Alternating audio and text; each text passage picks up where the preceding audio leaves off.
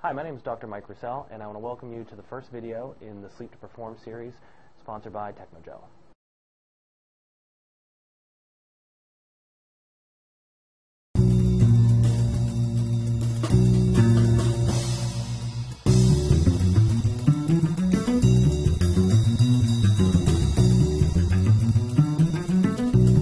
Hi, so this is the introductory video of the Sleep to Perform series. You can follow along with this 6-part video series at mikerussell.com and also on Twitter using the hashtag sleep2perform. That's 2TO, not the number 2.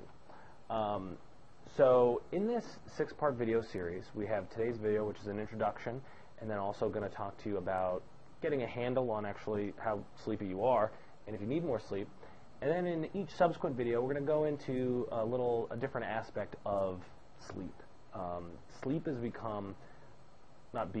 sleep has always been very important, but I would say in my own life and study and practice with my clients, sleep has become a much bigger issue. It's something that I never used to talk to people about, and not only just talk to people about, but also monitor with them, monitor sleep and my clients' sleep habits, look to ways to optimize and also improve it.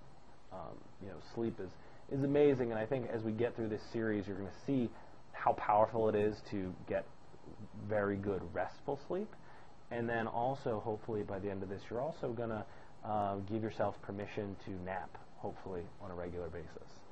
So some of the things we're going to cover in the video, like with today's introductory video, and then in the next video we're going to look at the stages of sleep.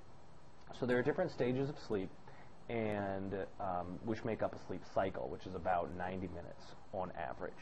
And during each of those stages of sleep, different things happen. So your body needs different stages for different reasons.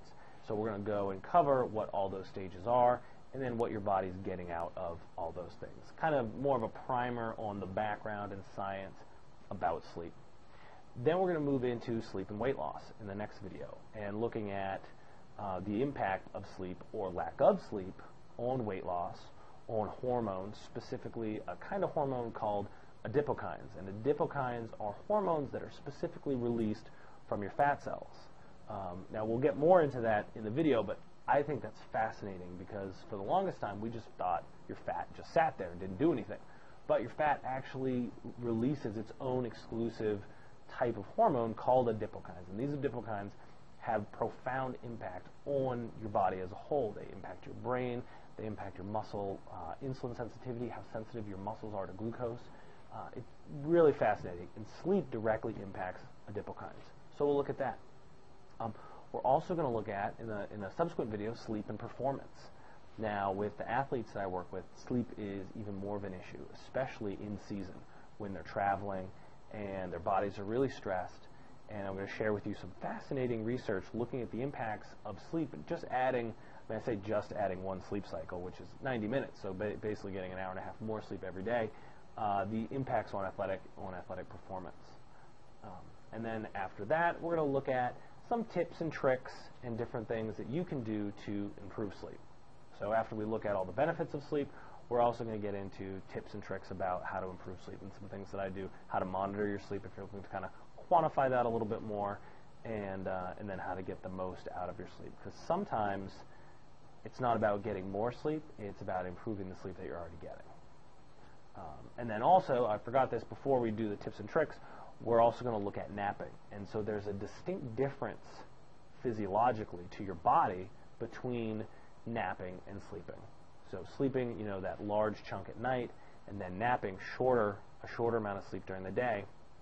And you don't need, while at night 8 hours of sleep, is kind of ideal, right? That you can reap incredible benefits with only a 20 to 30 minute nap. A 45-minute nap gives you a whole different set of benefits.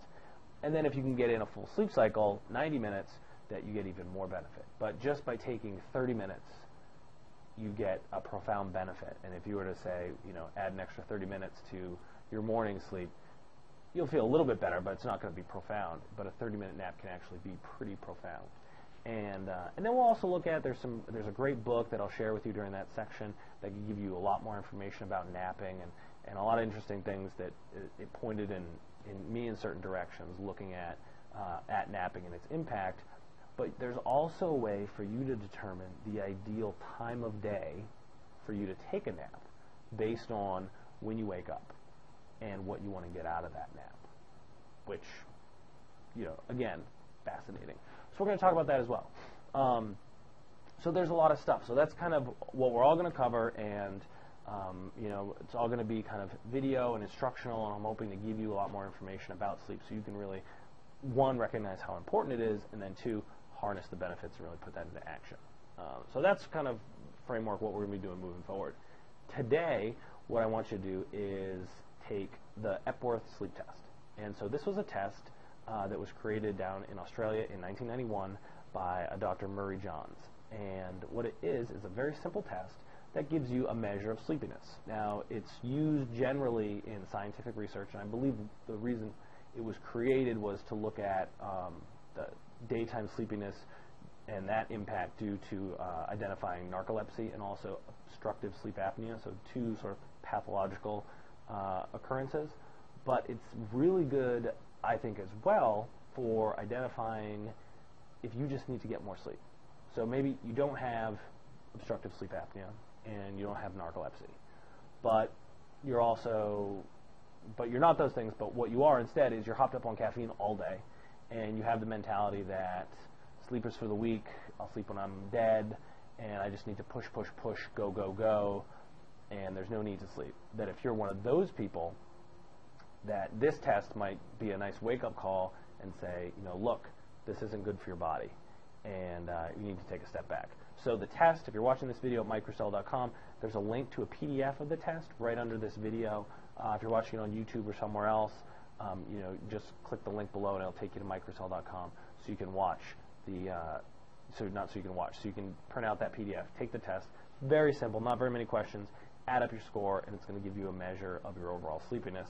And so that's just a quick start way for you to figure out what you should be doing in regards to your sleep. Okay? So again, Sleep to Perform on Twitter, the hashtag, thanks to our sponsors Technogel. And this wraps up the intro video, and come back soon for the next video in the series where we're looking at the different stages of sleep and what they each mean.